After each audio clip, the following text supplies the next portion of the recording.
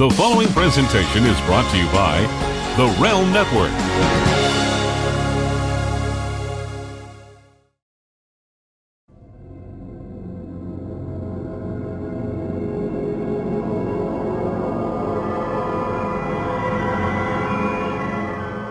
This is Vince Russo's The Brand. Hello, everybody, and welcome to this edition of Lions, Tigers, Bears, and Disco. You know, bro, I got to ask you a question. I'm just curious. Just call it my morbid curiosity. Bro, you call me like an average of 20 times a day for like... That is absolutely utter nonsense. What you're doing is you're starting this off... Wait a minute. Like talking so much BS. I called you like twice this week. You called me four times a day. Okay, I exaggerated. Not 24 times a day. You see what this is right here? This is a telephone. Don't put that on because they'll see the man line. They'll see the man line. You'll embarrass yourself. Don't put it on. You know what this phone has on it? Has call history, a call log. Okay, do you want me to expose your BS right now and show the call history? And with nothing to talk about, but yet we do a show once a week, and that once a week you can't be on time. Explain that to me. I'll explain to you right now. See this thing right here? It broke. I had to tape it. I didn't realize that the thing was broken. I had to tape it up right here. My new my thing. It somehow snapped off. You had to tape your brain inside your head? Bro, listen, I want to thank I just got a tweet before this show. Oh, wow. And it was a guy by the name of Richard. And Glenn, you should thank Richard because Richard said he sent it to you and he says, heads up, you might want to correct your Twitter name because the Twitter name is Glenn Gilberti and we all know it's Gilbernetti. So I think that was very nice of Richard that you should correct your Twitter name. No, it's Gilberti, which is what it says on my license. So this is.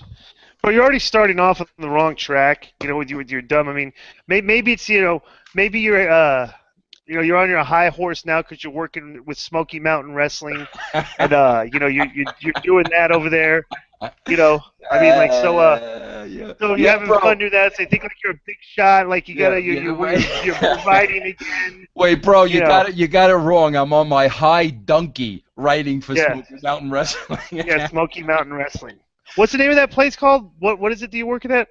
Well, we're changing the name of it at the end of the month. Right now, it's New Revolution Wrestling. It's going to be the Rocky Mountain Pro at the end of the month. Which you are well aware sounds a lot like Smoky Mountain Wrestling. Which is exactly. So what you're trying to do is, you're trying to rebook Smoky Mountain Wrestling. Jeff, let me ask you a question. Jeff, I just want you to know, I literally already have a headache. We're 5 minutes into the show. I've already got a headache from him. I'm out. Let me ask you a question. Are you going to, because it's legal in Colorado, are you going to be injecting marijuana into the storylines? No, bro. Did you hear what I'm doing this Monday? No. I'm gonna smoke pot during Raw. You're gonna love it. Yeah, I'm gonna see exactly. What I'm doing is not working, Glenn. You have to get drunk or inebriated to watch it. It's more entertaining. Yeah, that's what I'm gonna do. Any show is more entertaining if you're inebriated. So I'm gonna go to the distillery before the show, and then I'm gonna start maybe about 15 minutes before the show and see if it's better for me. He's gonna do a live Raw review on russosbrand.com while he's high. So that's gonna be entertaining as well. Oh my God, unbelievable, bro! You're just what a piece of work you turned out to be, Now, Glenn, I know you got the format from Jeff, but like you pay no attention. I didn't get it. I got no format from Jeff. Right? Yeah, you pay no attention. I did not send it to him. That's my mistake. I don't care. I don't need a format. All right. Okay. All right. We're gonna go off the format though for a second, Jeff, because there are a couple of things I want to bring up, and here's the first thing I want to bring up. I want to get both of your views on this. Bro, listen, Vince Russo is an absolute mark for certain things. And I got to tell you, bro, I have no problem saying when I'm a mark for something. I have absolutely no problem. Bro, I told the story, Jeff. I was telling the story on our show. You know I'm a coffee mark. Bro, all they have to do is put a colorful description in front of the flavor of coffee, and I have to have it. Here's a perfect case in point, bro. I go to Einstein every day Because, bro, they just don't have caramel coffee. They have buttery caramel coffee. So I mark out for the name. Oh, I got to have this buttery caramel coffee. But, bro, I have no problem saying I'm a mark for things. I'm a mark for Rihanna. I'm a mark for, I was talking about Steve Perry on Journey. I have no problem with that. Why do wrestling fans get so insulted and have an issue with just saying, I'm a WWE mark?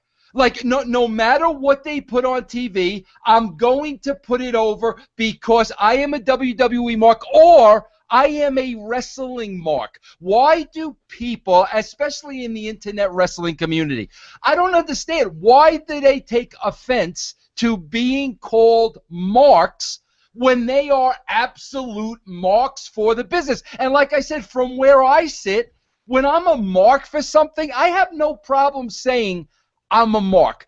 So let me go to you first, Glenn. Glenn, why do you think like 100% wrestling marks, and you know they're wrestling marks, take exception to be called wrestling marks?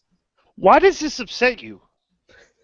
Because this whole rant is such nonsense. Because if you're a mark, admit that you're a mark. If you're saying fine, wait a minute. If you're saying Raw is a good show, you're a WWE mark. Just admit that you're a I don't understand what the embarrassment is. You got mad at me for being 4 minutes late to join this podcast, and you went off script because you're upset. You're upset that fans don't refer to themselves as marks. Jeff, do you understand what I'm saying? I understand what you're saying, but it's not, you shouldn't be upset about it. Who cares? No, you don't want to be. Can you call me Mark? All right, well, so you are Mark. Who cares? You're missing the point. I can't put myself in the shoes that you're referring to. I'm not a mark.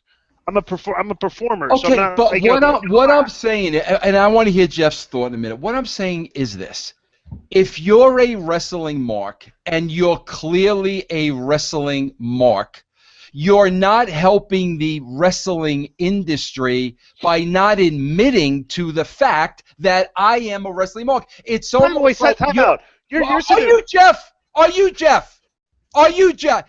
Jeff, it's almost like I'm embarrassed to admit, like, I'm a wrestling mark. I want to hear what somebody with half a brain of intelligence in their mind has to say about that. Go ahead, Jeff. Well, honestly, I think the online, the internet, and the business, they've changed the meaning of the word. They don't think of it of the original definition. They think of it under a negative connotation. They take it as an insult when they don't understand what the word mark means. And you've explained it a few times on the show about the marks in the crowd paying money to watch the show. That's what it is. But I think a lot of people think it's an insult. I mean, I'll sit here right now and say I am a James Bond mark. I love every James Bond movie. If it's a bad James Bond movie, I will find something in it that I like because I love James Bond. I love the movies. And I think a lot of people take it as insults. I see marks calling other marks as an insult, not realizing that they're a mark. But it feels like an insult to a lot of people. But the word mark used to mean you still think it's real. Okay, so that definition is completely evolved because like everybody knows it's a work right now. So there's no marks to like where you're treating them because they don't know that's they don't know it's not real. But you call the fans the people that like the non-wrestling people. There's either the people that are in the business or the marks. It's just a separated line, between one of the two. But the marks don't like to be called marks because mark used to mean that you thought wrestling was real. Okay, so that word has never been, since it's not an official word, okay, and it's not in the dictionary, and it's never been defined like the word gimmick, which could mean like 750 different things. There's no definition. Actually, if you looked up gimmick in the dictionary, you'd see a picture of you. But go ahead with your thought. But just basically because of the previous negative connotation to that word, fans don't like to be referred to that. Some of them do. Some of them don't. I mean, a lot of others don't care, Do you know, guys, this is an absolute shoot now. And listen, like, I don't even think this is an insult. Do you guys really know where the term mark derived from? Glenn, do you really know? It wasn't when people thought wrestling was real. That's not where mark came from. Do you know the roots of mark? No. The roots of Mark, this is a shoot, bro. It goes back to the carnival days. Of course, the Carney days, right? Right. Kayfabe, the Marks, right? No, Glenn. I'm talking about the actual carnival days when they would be at a carnival, bro, and they're trying to sell the games that nobody can win. Right, they're working. The people that aren't in on the work are the Marks. You go. Yeah, they're saying, oh, here come the Marks, here come the Marks, here come. Right. But meanwhile, let's break that down for a second. If you want to go to a carnival and you want to play a carnival game, bro, anybody with half a brain, honestly, you know you're not going to win the game. I got a funny story. But you know you're just doing it for the fun of it. You know what I'm saying, Jeff? So the fact that, oh, here come the Marks, I don't know why that would insult anybody. You know you're paying money for the game. You know you're not going to lose the game. You just want to have fun. So, like, let's go to today's wrestling. Okay, if you're a Mark, I have fun watching wrestling. I just want to have fun. I don't understand why people run away from that word. That's all that I'm saying. I get a great story. So our friend, and you could bring him on the show, and you could tell him this story. The very first, what I had met Raven a few times, but the very first time I ever traveled with him on a show, we went and wrestled. I believe it was somewhere in either South Carolina or North Carolina, across the border, not far from Atlanta, but it was a few-hour drive, right? South Carolina, I think, and it was a fair show, right? So after the show was over, Raven's like walking around, walk around like buying cotton candy, he's playing the games. Like a Mark, like a Mark, absolutely, 100%. So he's so there's this game that has the basket, okay? Yeah. And you throw the ball into the basket, okay? It's a small basket, it's like a softball, right? And like he did it a couple times, and he won like he won the pencil, he won with the feathers on it. He won the other piece of crap worth like $1, right? So then he started like spending more to win the bigger prize. Yeah. And the next thing you know, the balls go boink, boink, and it's coming out boink. And bro, I swear to God, he lost his entire payoff, okay, trying to beat that game for the big giant thing he was trying to win the big fuzzy envelope. And I'm like, bro, I go, don't you get it? They gave you the ball, the non-working ball so you could win, and then they switched and gave you the gimmick ball so you would spend all your money. He lost his entire payoff trying to beat the game at the carnival. So we've determined that Raven is a true Mark at the carnival game. Oh, you're talking about, he's like you guys. I mean, he's a comic book Mark, but toy Mark, stuff like that. I mean, let's be honest. Let's look at the two of you guys, all right? And you guys, the way you visually present yourself on the show, you guys are Marks. Marks, totally. You guys got toys. Yeah. Totally. You got comic books. Just stuff and everything. I mean, look at the way I present myself.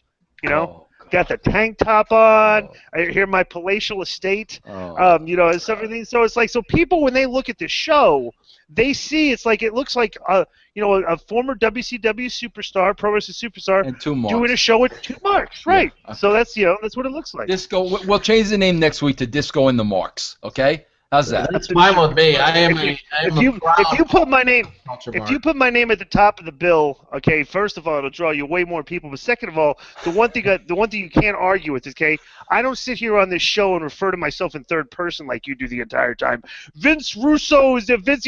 Bro, you refer to yourself in third person. I don't believe I ever do that. You do it all the time. I never do that. How often does he refer to himself in third person?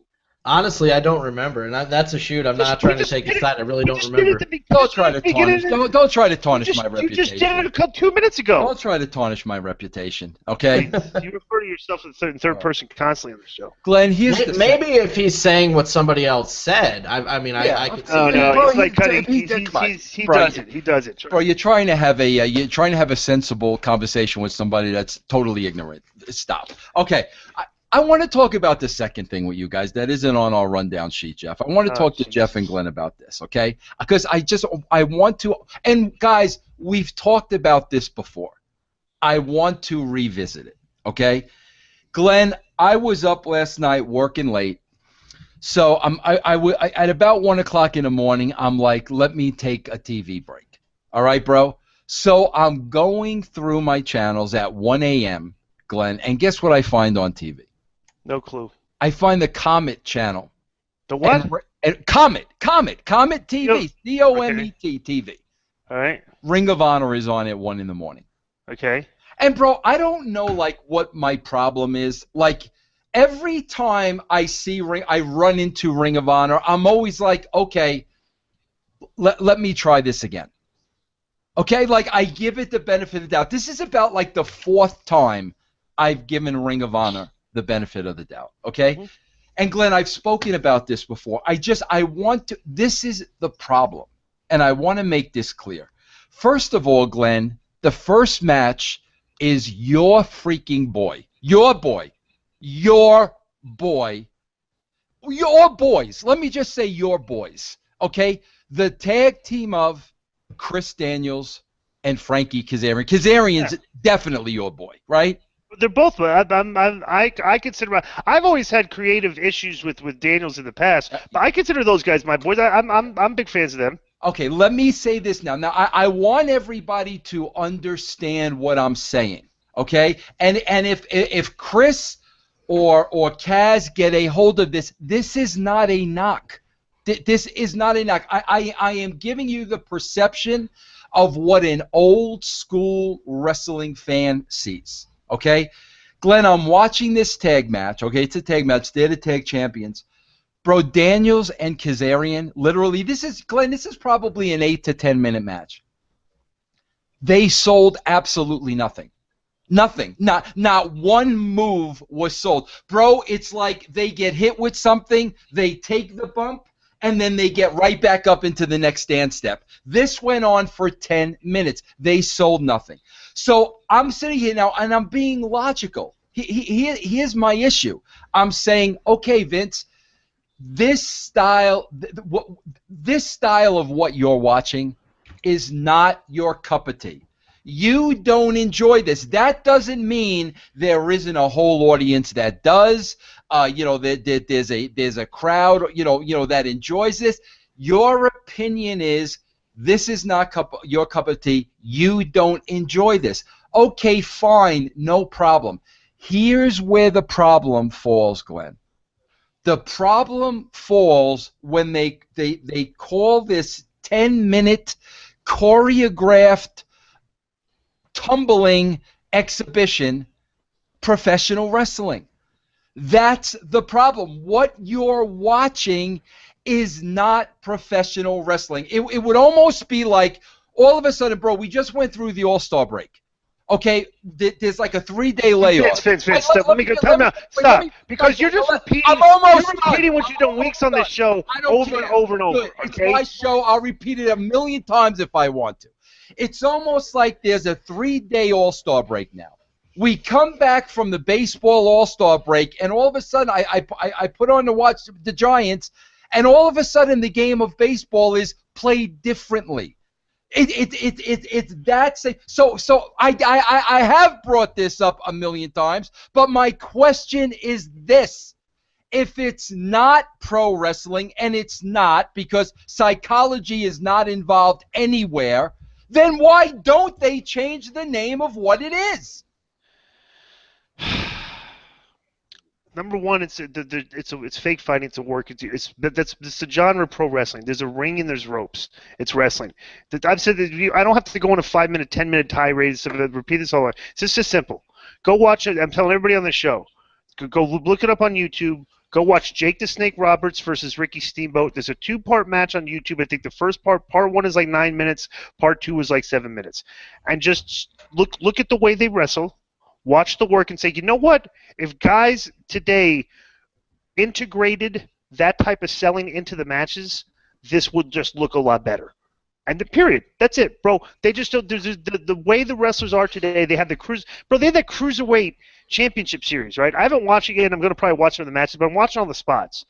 And it's a display of acrobatic athleticism. Okay, and like I said, if you took all of these guys and just and like say they're seniors in high school and they're going to and like they're the top, they've got these are all the guys with 4.0 grade point averages. They're getting scholarships to the best colleges in the country, right? Bro, for them to graduate to the next level, Just take them and their first class. Just show them that match. Just say, guys, this is how you sell pain in relation to Impact. This is how you tell a story to the fans to make them believe it. Listen, don't interrupt me, okay? This is how you tell a story to the fans that the stuff hurts. There has been a historical blueprint in professional wrestling with relation to pain and injury and what fans think hurts. They've prostituted that.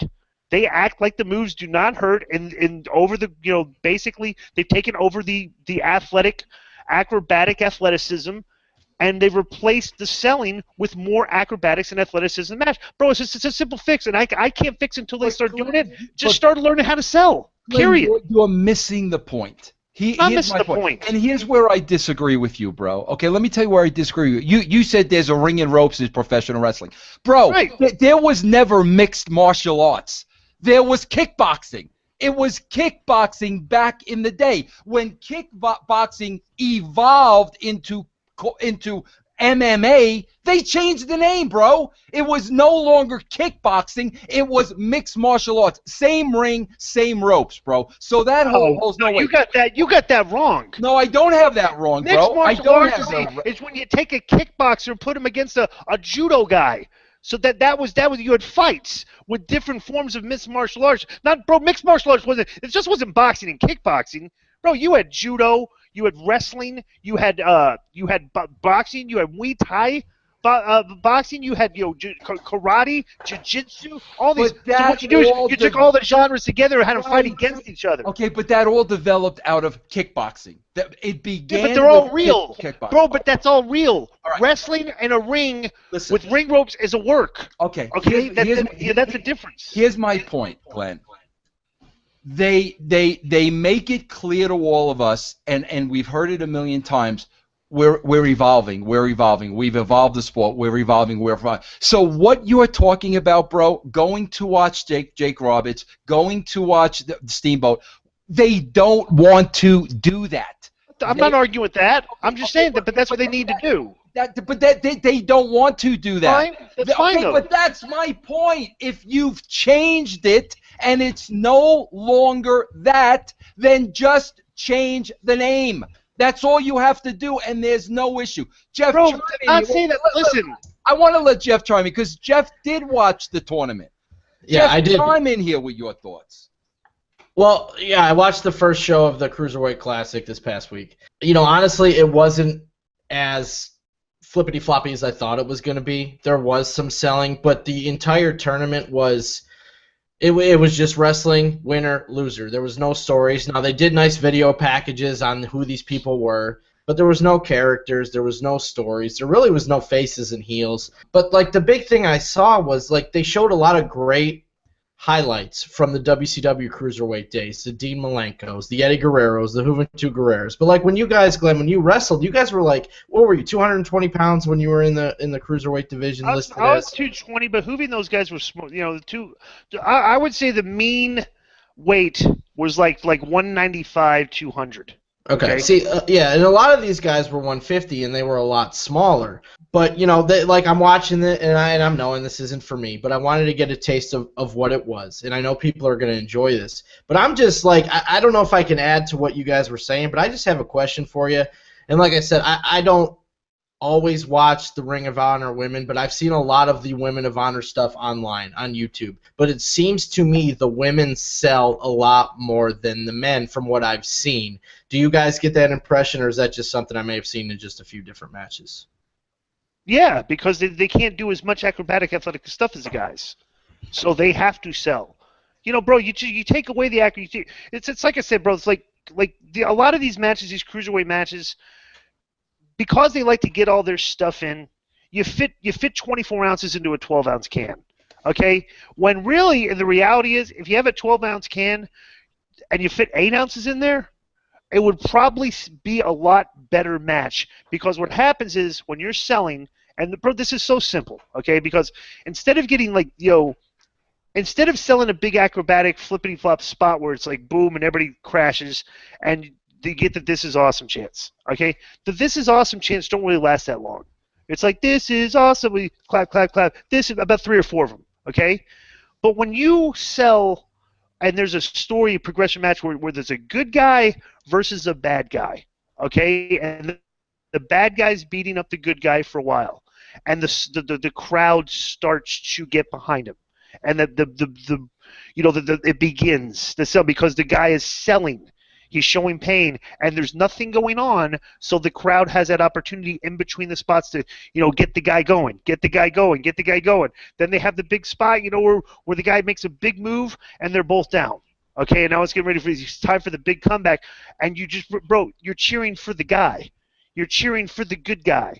And, bro, that type of emotion, okay, that type of emotion from the crowd is what's lost more today in professional wrestling of, all right, good guy, let's get up. Come on. Austin. Just say that type. Bro, today, nobody knows how to be the bad guy and the good guy.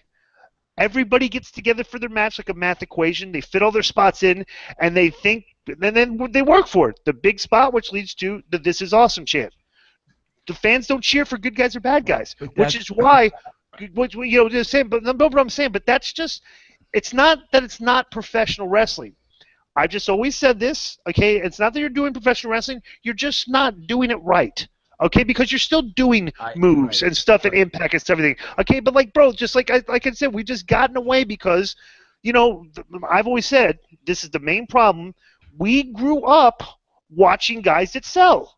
But Glenn, these guys that are 23, 24, 25 years old grew up watching guys that don't. It's like you're liking people that you like. Bro, that's my point. They don't want to sell. They want to do this stuff. They don't exactly, but that's just the way they were brought up. All right, but you know what I'm saying? They were brought up that way or not. That's bro. I know guys that just went to a Ring of Honor camp. They just went. I just spoke to them.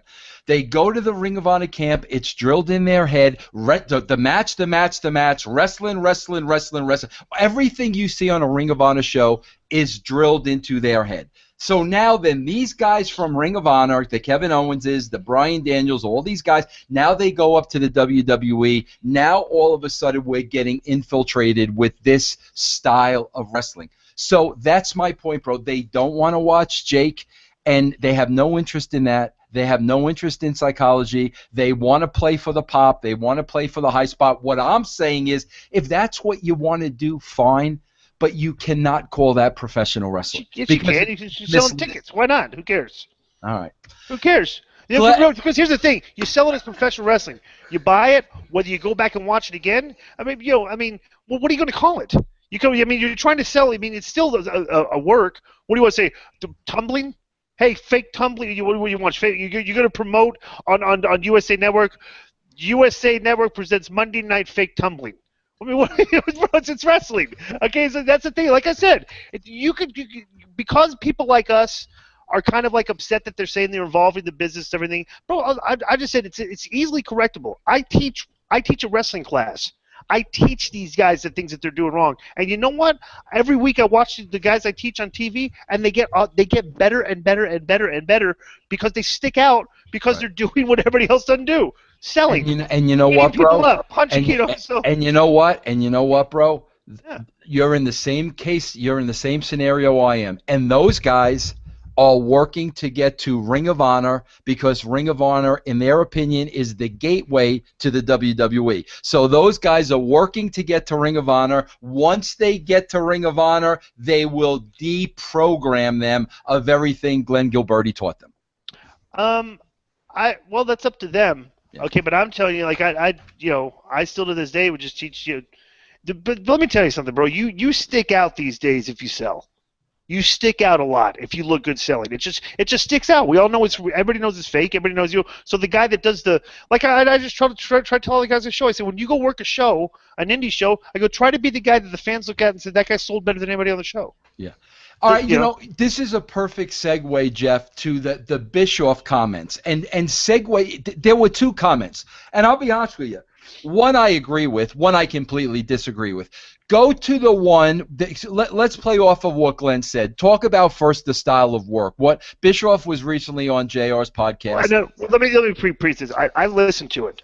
Right. I thought it was a fantastic conversation. Right. Eric really gave It was a it's what you really don't have these days. A very intelligent conversation between two guys that were at the top of the industry with their jobs, discussing about where wrestling, and were part of a period of wrestling that was very extremely successful, way more successful than it is right now. So when you listen to this, you look at two guys whose opinions should be well respected by everybody listening to it. And I told you to, I said, hey, you should listen to this because it's a really good conversation. So continue. Yeah, just those 2 points, and after those 2 points, if Glenn wants to add anything else, he'll be more than free to. But yeah, because one I wholeheartedly agree with, the other I don't. So go ahead with that. They were talking about the changes in the business, the in-ring style. And again, I'm paraphrasing here. I don't have exact quotes. I'm not a professional transcriber. But one of the things that Eric said was when he's talking about all these move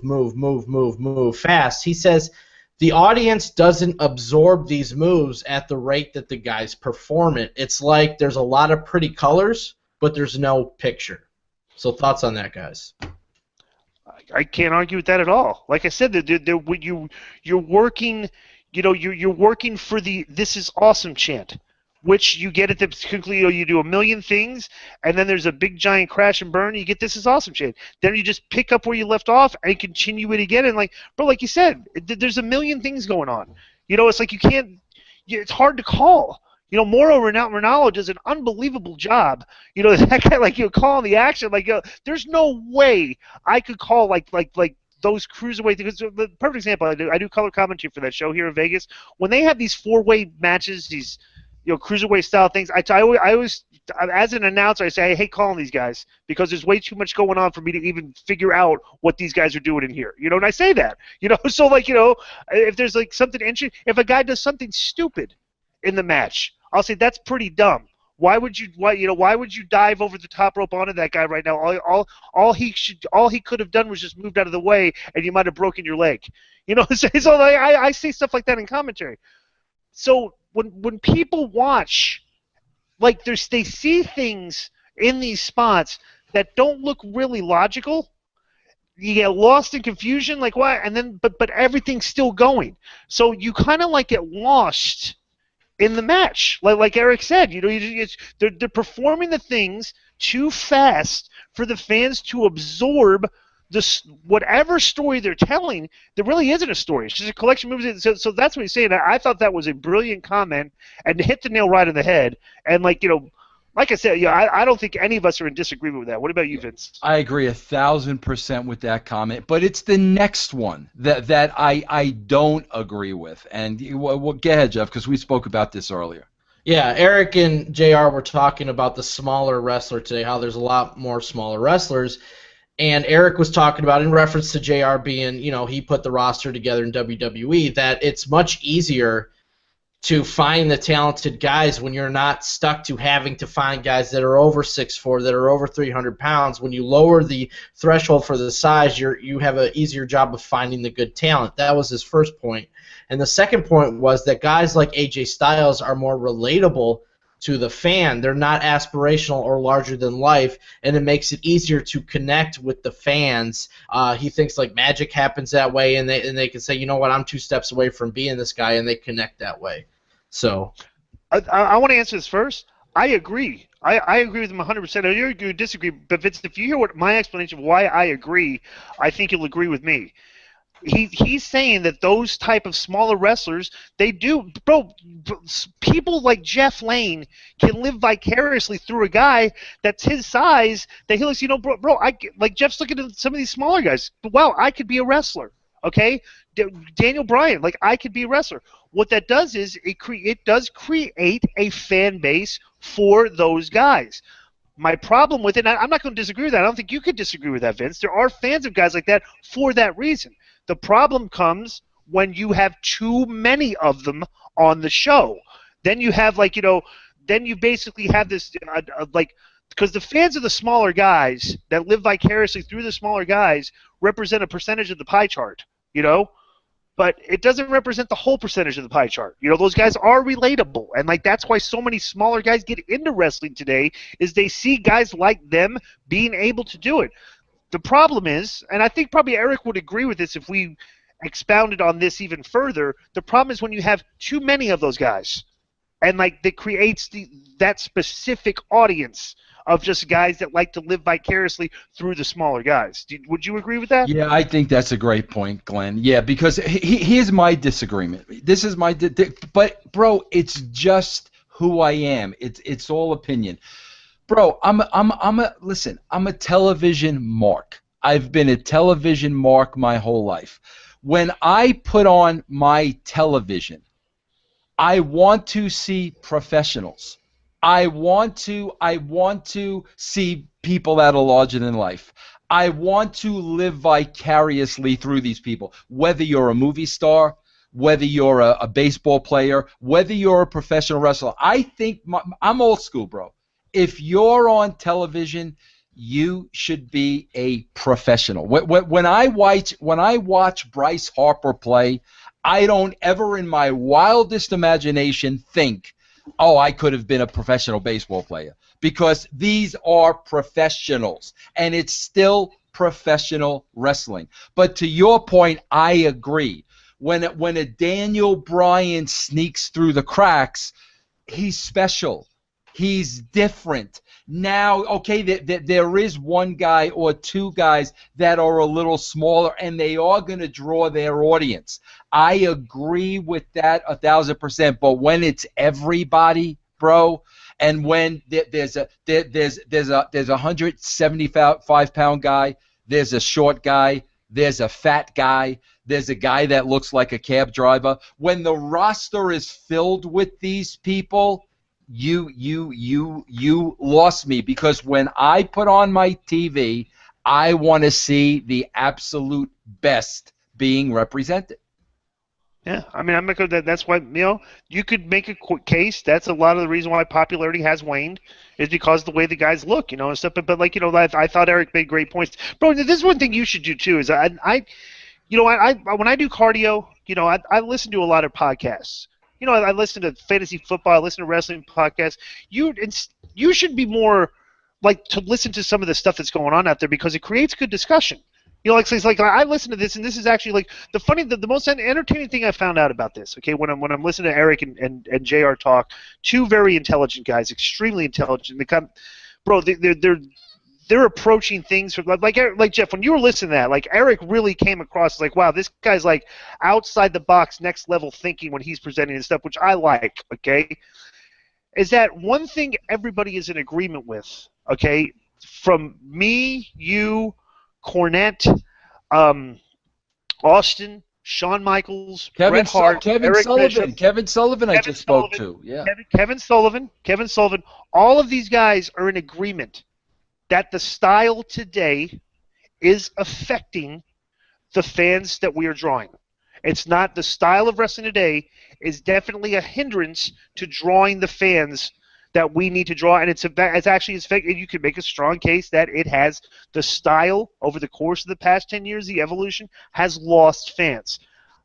Most everybody that was in the professional wrestling during the time when it was popular pretty much kind of agrees with that. And I think it's interesting to hear, I listen to a lot of these guys.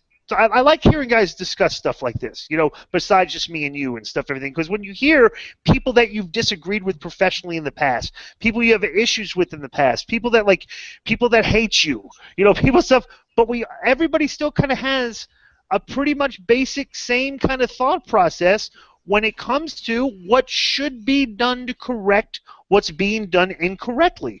And I think that, like, if everybody got on the same page, if you got all these guys that have had professional differences in the past and hold grudges or whatever, and just got everybody on the same page, kind of like almost like a conference. If you get Meltzer and Keller and all these guys involved, we could probably all agree, guys, this is what needs to be corrected to change wrestling. But I don't even know if it's going to happen, but I think with over the course of time with podcasting and stuff, everything, and bro, like I said, I listen to Eric, I listen to Austin, I listen to you and Sean talk, I listen to Kevin Sullivan on the MLW show, I listen to Court Bow, I listen to a lot of people, and there's certain, like I said, there's certain things that everybody agrees on. Okay, and so go ahead. Let me ask you this, Glenn. Why are none of these people, not a single one that you're talking about, why are none of these people employed by a major wrestling company? That's great, brother, because there aren't very many major wrestling Oh, companies. but there are some. There are some. Exactly. Why aren't any of these people employed by a major wrestling company? I don't. Well, you just look at the success of wrestling, and you've answered your question, because they're not being employed by successful companies. I mean, they're not being employed by companies that are providing a product that is drawing what used to draw. Right. So that answers your question. You know what I'm saying? It's like why did the Cleveland Browns stink every year? Well, they keep getting drafted a terrible quarterback, and they keep hiring a crappy coach. So it's like, I mean, there's cause-effect relationship to why professional wrestling is where it is today. So that's a great point. Glenn, I'm a huge mark, and I don't know how much you watch it. I'm a huge mark for MLB TV. First of all, the girls on that show are unbelievably hot, and they're smart too. Very smart. But Glenn, you know what you know what it's like, bro? It's exactly what you said, bro. You turn on that show, you got Harold Reynolds, all-star second baseman. You got John Smoltz, Sean Casey, bro. You got guys that were A-listers in baseball. Can you imagine if all those analysts were 225 lifetime hitters?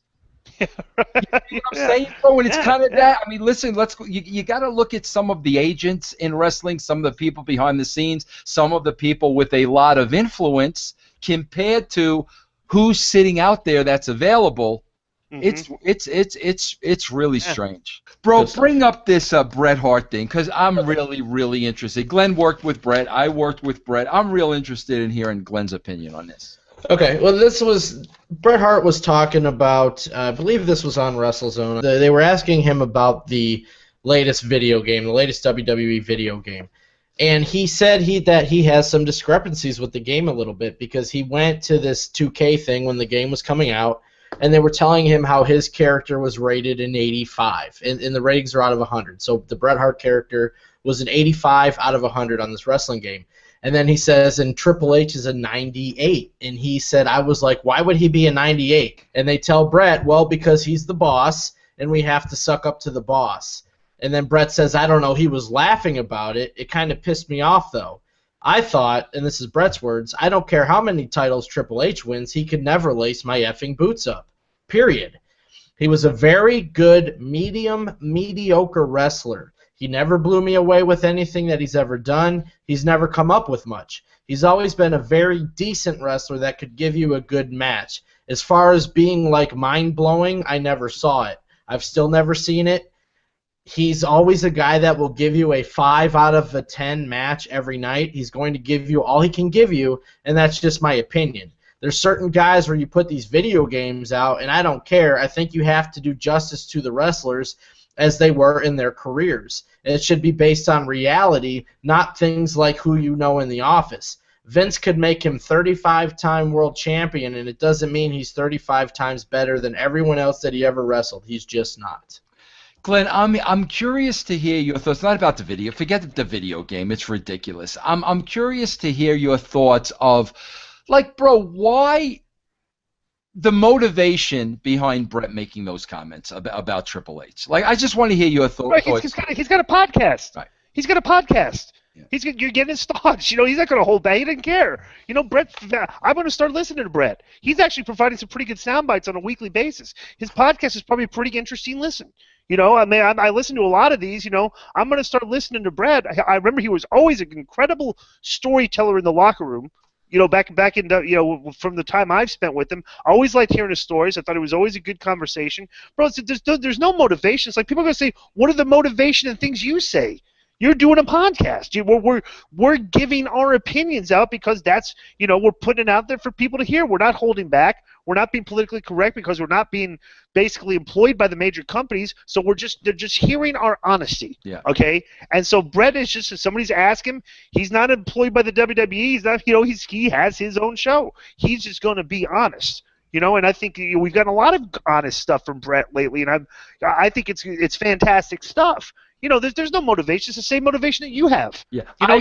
You're providing. You're doing a show. And you're being brutally honest. And bro, I was never a worker, so like I'm really not a authority when it comes to. What are you talking about? You're the former WCW World Heavyweight Champion. Of course I am, but listen. I say this all the time, bro. Honestly, like to me, the time I watched, working there, this and that, no doubt in my mind, Bret and Shawn were two of the best I ever saw.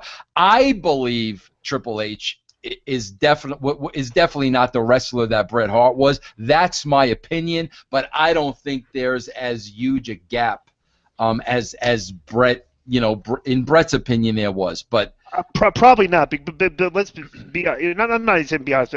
But, Hunter got to work a lot of the greatest guys ever in major, huge angles and pay-per-view main events. So he's had the stage for A+ level psychology. And that's a main thing. Maybe Bret didn't, because Bret's thing was always like the excellence of execution. So he watches like he said, he watched Hunter and Taker wrestle one time, and Bret thought the match was it was one of the things he said in his podcast. He said, that I knew going in what it was going to be, and it was everything I thought it was going to be coming out. Just a very average match. He just basically called it like he saw it. But Hunter, from a psychology standpoint, has been in a lot of incredible matches with the same guys Bret has worked. So but I'll still say this: Bret Hart is in the best match I've ever seen. To this day, the double turn Austin WrestleMania 13 match is still to this day the best match I've ever seen. So you have to respect what Bret. I mean, maybe you won't like it, but for a guy that's been in arguably the greatest match of all time, you got to respect the guy's opinion. Oh, I respect him, and I'm saying, bro, Bret is every ounce as good as he says he was. I mean, I say that all the time. There's absolutely no question about that. Let me tell you. What's funny too. I used to, when I was writing those columns for WrestleZone back then, and I was basically I would pick fan bases and pick on them and stuff. Everything. You know what I used to say all the time, because to pick on the Canadian fans. I used to say Bret Hart. I've wrestled Ric Flair and Bret Hart. Bret Hart can't lace Ric Flair's boots. And bro, all these Canadian wrestling fans were very mean. Who do you think? That's why nobody likes you, bro. That's why nobody likes you. What's next, Jeff? Well, we got time for one more topic, so you tell me which one you want to cover. Well, I mean, The Rock might run for president. That's just a joke, right? He says it's not. Why wouldn't it be? Bro, he's the most popular actor. He's gone every year. Top 10, top 5. Top 3. Now he is what? The #1 highest paid actor of all time. Vince, has he ever sent you a couple $100 or so and everything for your appreciation? You created him though. Bro, not only. Here's what he should do, and I've told you to do this. Go ahead. All right. The only favor he should owe you. You should have him come on your podcast and review one of your Raw review shows. That would be more than enough for me. But bro, here's the thing: I've not heard from Rock since the very last day I worked with him, so we're looking at October of 1999. Meanwhile, Taz is cutting promos on Rock, and Rock's cutting videos responding to Taz. Hey, Rock, over here, bro. Over here. Bro, hey, Rock, cut a promo on me. Do me a favor. You've never tried to reach out and contact him. Bro, maybe I need to go on here and cut a promo on Rock to get him to counter what I said. Why don't you tweet to him? He's tweeted back to Ed Ferrara and Aaron Blitzstein. Yeah, I was just gonna say that he tweeted Ed a couple months back. Yeah, so what you tweeted, bro? It's not like he didn't. He's ignoring you guys. You guys have never reconnected. But pro wrestlers are like that. If you didn't leave on bad terms or never had a bad relationship with a guy, never. When you reconnect with professional wrestlers, you always pick. This is one thing I've learned. We always, as professional wrestlers, whenever I see guys I haven't seen in years and years and years, you pick up right where you left off. I hadn't seen Jericho in forever. You do. When I see him, hey, what's up? We're right back where we were. And we're weird like that too, because we will just cut each other off. Period. Like just we'll cut the cord. No communication. and the next thing you know, you reconnect, you pick up right where you left off. Sometimes I wish, though, that you and I would have never reconnected. I wish we could have severed it. Like, you go here, I go here, and like that would have been the end of it. I would have been okay with that, to be honest. That's completely. What you do is you continue to disrespect me like this, and you know what the fans do? The fans of the show, they tweet, "Why do you keep doing that? You know, why do you disrespect my good name and stuff?" And they're on my side. I'm the babyface here. You know, you're the heel. Last story, Jeff, because I want to get Glenn's view on this, and yours too, Jeff. We all made it perfectly clear. We're huge fans of the final deletion. No doubt about it. We know it did a great jump the week that it aired. One of the highest jumps, the largest audience TNA had ever gotten, 410,000. We were all very happy. You know, I was concerned with, you know, it was so good. Like, how do you top that? Where do you go from there? And that was a compliment. That's a compliment. You know, like, you know, okay, guys, we went from 410,000 viewers to 358,000 viewers the following week. Mm-hmm. The good thing about that, though, Vince, is it's higher than 2 weeks ago. Yes, absolutely. So they retained some of those people. They increased over a 2-week period. 1 week they increased it by 27%. By 2 weeks, they increased it by 10 to 12%. Okay, so you increased your audience. So sure as hell is better than a decrease of 10%, which we've seen. You know, bro, I don't think I mean, one show I think after the playoffs ended for the WWE, I think they've had 10% increase in shows from week to week in the past. Like, I don't know how long it's been. I mean, has it been a year? At least, you know, it's been a while.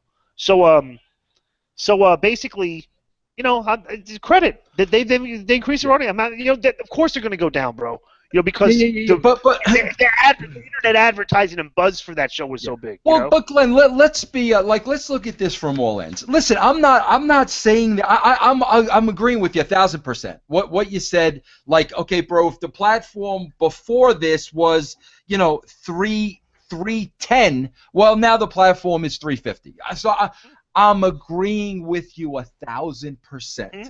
But I want to look at this from all ends because I like looking at things creatively, okay?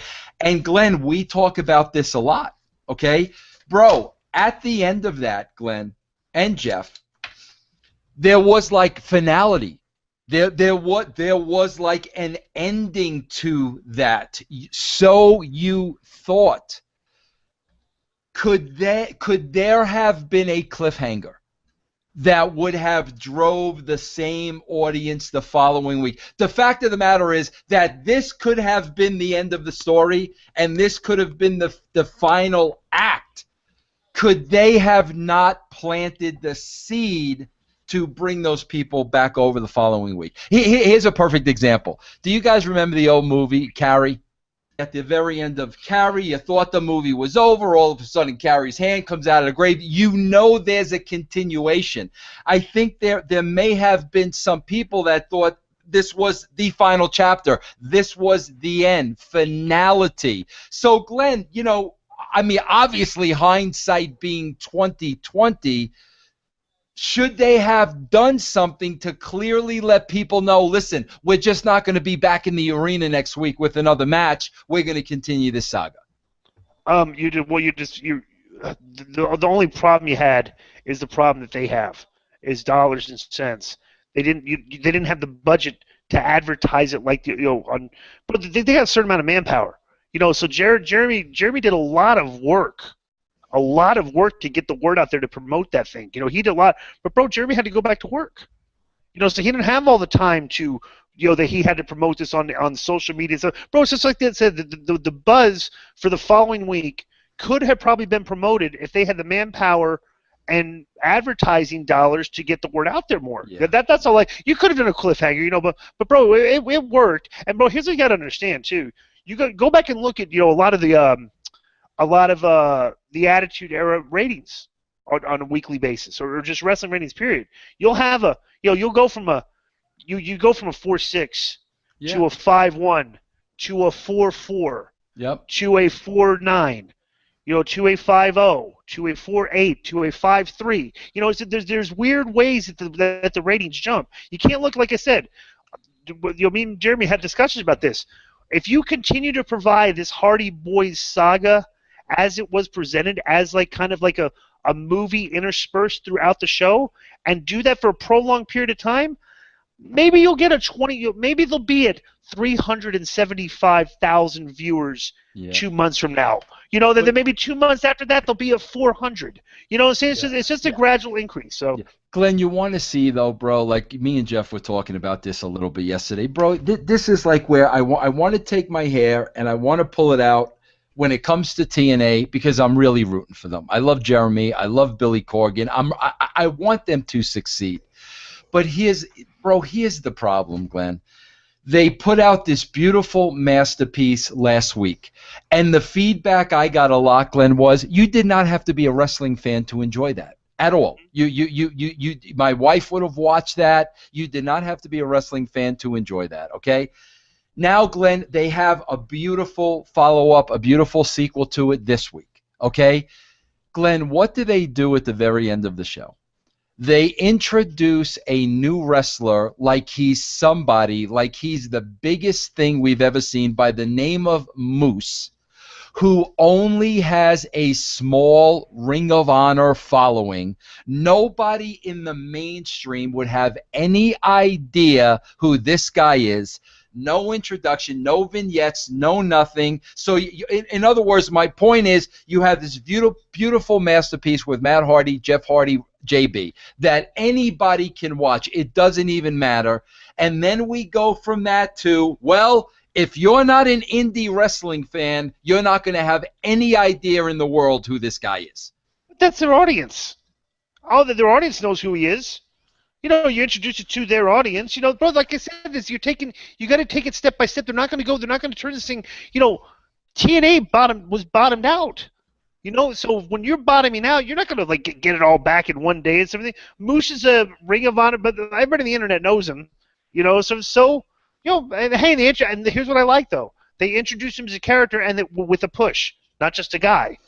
You know, so he has a significant role on the show. So you know. I mean, you could have done, bro. You could have done vignettes, bro. Let me tell you, how are they going to do vignettes? Jeremy's been spending all his time shooting the Matt Hardy. I mean, what's Jeremy going to do? Work 400 hours a week? There's only 144 hours in the week. You know, he's got. Bro, I'm aware of that. There's no reason to. You could be critical of that, you know, but it's not a major problem. I mean, it's, you know, enough people know who the guy is for that audience. You're just trying to, you know, over the course of time, you try to get, you know. Try to get more people to watch the show. I'm not knocking that, you know. I'm not knocking it either, bro. But yes, you are. No, I'm not. At some point, you've got to go back to trying to bring in the mass audience, bro. Otherwise, you're gonna have the same people watching the show every week.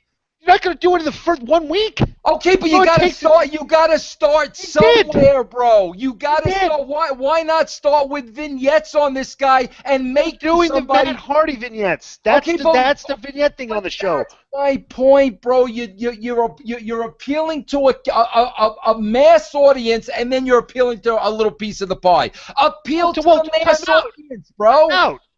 That was your whole booking philosophy back in the Attitude Era. You hit everybody.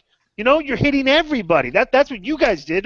That's Vince Russo 101. No, I mean, maybe it's not your cup of. Bro, everybody got an introduction. I'm aware of that. Though, well, Christian didn't get an introduction, did he? But he was part of the storyline already. It was already built in. He didn't get an introduction. So I mean, you're sitting there like you would break down the guy. Bro, think about that. What would you do right now? Okay? If TNA was having a match and a guy just walked out there, dressed in clothes and distracted Eli Drake. Okay. All right, and just walked out, and all of a sudden, who is that guy? You would make fun of TNA. Here's the first question. Like that. We're going to find out that's Eli Drake's brother. Here's the first thing I would say to you, bro, based on that mind-blowing comment that you made. Okay, here's the first thing I would say to you, Glenn. Oh, okay, Glenn. So Christian looked like a regular guy. He looked like he looked like a regular guy. He looked like one of the other wrestlers. He looked like a guy with long hair. I think why this sticks out, though, is the placement in the show. This was the final segment. This was the cliffhanger. I think maybe if it was done differently in the middle of the show, somewhere else in the show, I don't think it would have been that big a deal. I think that's It's all objective. It's all objective. It's all objective. Bro, you got to understand. I'm coming from a point of view that I want them to get as many viewers as they possibly can. Period. I know. That's where I'm coming from. Bro, they're taking their time. You know, it's baby steps, bro. I mean, I'm you know, like I said, but let me ask you a question. How long were you when you started writing for WWE? How long did it take you to move that rating up 1 point? It took years, but we consist. Instead of doing weekly critical commentary, why don't we you know what you should do? Instead of like reviewing Raw every single week and reviewing these shows every week, why don't you just watch them once a month? Or why don't you do this? Why don't you DVR them, okay? And every 4 weeks, watch them all in succession for like a 4-hour block of TNA, and then instead see where the rating is from every quarter to every like month to month to month, instead of looking at it as a weekly basis. That's really not a bad way to look at it, you know. Not a bad way to look at it at all. DVR TNA. You really should. Okay? You really should look at. You really should look at the ratings every 3 months anyway. Not even every month. Okay, well that's what I'm saying. So maybe like you should like watch this like Netflix. You know, catch up on the show, see where they're at, and then see where the. Think about like, you know, okay, and then don't even really follow the ratings. Try. Well, it's gonna be hard not to, but like, you know, if you watch a show, like you can sit there and say like, wow, they're doing this. I wonder what I wonder if it'd be like you could do like a guess the rating. You know, like if you look at the type of show they're doing, I wonder if it's gonna go up or down. You know, so I don't know. Glenn, you want to hear something hysterical, and then I'll let you go, bro. Mm-hmm. Bro, you want to talk about characters? Like, you want to talk about, like, bro, you know, a lot of times we say professional wrestling has become a parody of itself, Glenn, right? Glenn, you're not going to believe this. I'm 55 years old. I saw something for the very first time yesterday that I had never, ever seen before in my life. You talk about being a parody of itself. Glenn, you know what I'm watching last night? Bro, and I'm flipping between this and Ring of Honor, to be honest with you. Okay, bro? Because I wanted to give Ring of Honor a chance. Glenn, you know what was on last night that I watched for the first time in my life? What? The Adult Video Awards. Bro. Oh, the AVN Awards? Oh my God, bro! Was that on? Showtime. Oh, was it really? Yes. That's funny. Oh my God! You want to talk about characters and like being a parody of the adult video industry? I could not believe what I was watching. Have you ever seen any of these shows? I've never seen the shows, but my club that I work at is sometimes the official after party of the AVN Award show. Oh my God! So Jeff, I see these characters. You know? Jeff, you ever see any of these shows? This show? No. Oh, no. Glenn, what? Oh, unbelievable! Hey, Vince, I want to say I didn't get a chance to apologize. Well, no, you know what I'm thinking might happen based on the amount of people I know. I know the numbers of what people watch, and then let's be honest, okay? You know, Dixie Carter told me when you say let's be honest, she taught me this, Dixie. You're setting up a lie. So when you say let me be honest, whatever follows that is a lie. Dixie taught me that. Go ahead. Well, I don't know if this is a lie or not, but I think that maybe having Ed Ferrara on the show last week and his take that he presented on the final deletion, I think that cost TNA a lot of viewers this week because a lot of people listen to the show and they agree with that. Do you think so? Because, bro, let me tell you, bro, can I bury Ed for a minute? I mean, since he's not here and can't defend himself. Yeah. You know, how shocked were you when he gave that take? Basically that you know he didn't really know what he was watching. He had the problem with the suspension of disbelief issue of whether you're watching a wrestling show or watching a movie. What did you think about that, bro? Listen. Ed thinks on a whole different level than I do, bro. He always has. So like a lot of his opinions, like I respect and I really try to think about, but I just don't think on that level that he does. Here's what we need to do. Okay, and I want you to do this because I want to have a show on Lions, Tigers, Bears, and Dirt. We need to bring Ed Ferrara back on, okay? But we need to go into the mind of Ed Ferrara. Yeah. And you need to watch what Ed Ferrara is watching these days in professional wrestling and what turns them on. You have to watch NXT, okay? And you have to watch Progress Wrestling from England, okay? That's Ed's favorite things right now in professional wrestling. He watches Progress Wrestling from England? Yes, with Ospreay and Jimmy Havoc and everything. That's his favorite show. I will go watch a couple episodes of that, or just try to watch some of it. Oh, And you bro, tell me I'm what you sure. think. I'm Because sure. that- I love the wrestling over there when I went Ed over there. Ferrara, I wanted to one point. Ed buried the final, didn't bury it, but did not like the final deletion, but likes NXT and Progress Wrestling. So I want you to do that, and then and we'll discuss that in the future with that. All right. Listen, one last question. Are you going to correct your Twitter name for Richard? No, my name is Glenn Gilberti. Okay, it's not Gilbernetti, and it's I mean, you keep doing this, yeah, and people keep thinking that you're an imbecile. I mean, they think you should, bro, Vince.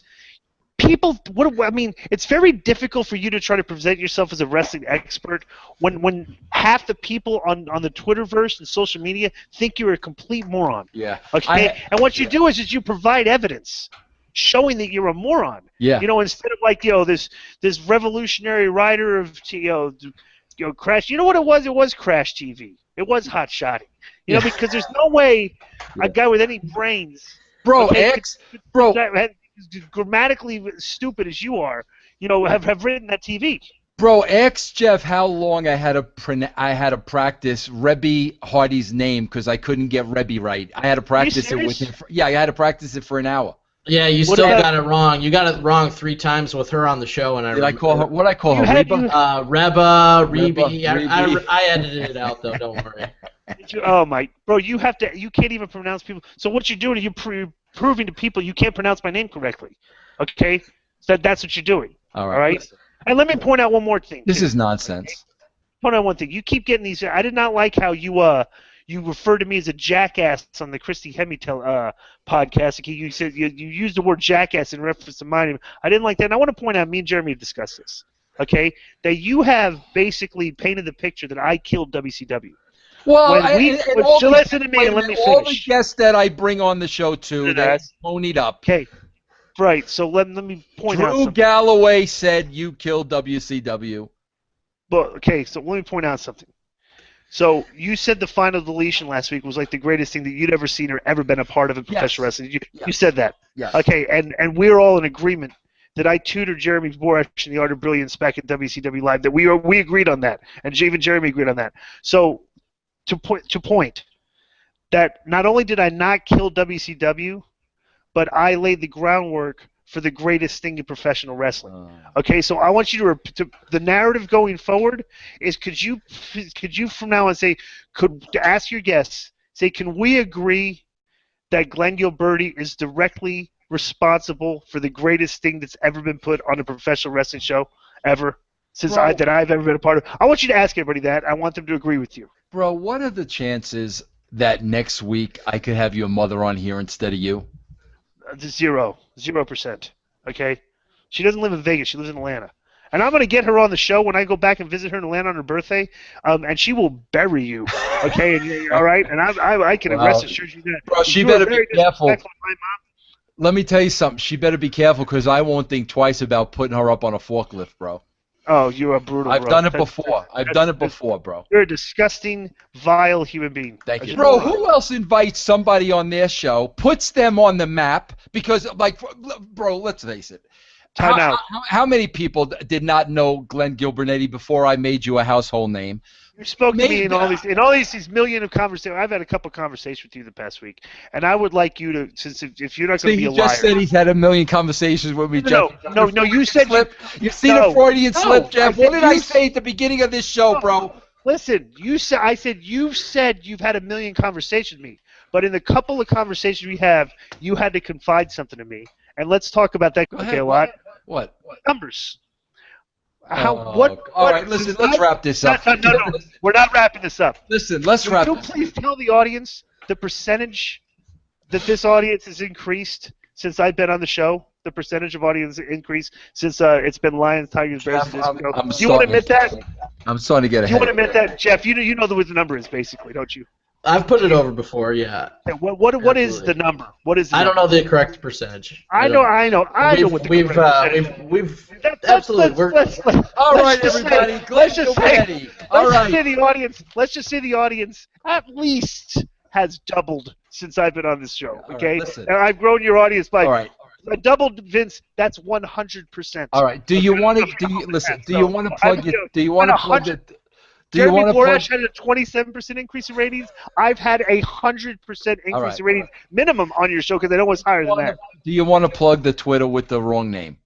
At the Real Disco, Glenn Gilberti, Gilbertti.